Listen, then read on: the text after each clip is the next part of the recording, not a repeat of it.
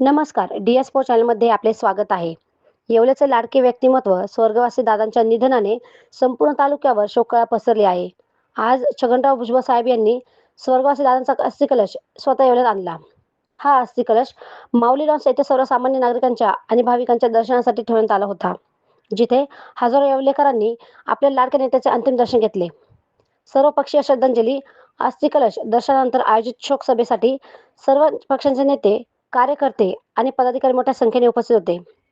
राजकारण बाजूला सारून सर्वपक्षीय मान्यवरांनी दादांना श्रद्धांजली वाहिली. यावेळी वक्त्यांनी दादांच्या कामाच्या पद्धतीचे अनेक दाखले दिले.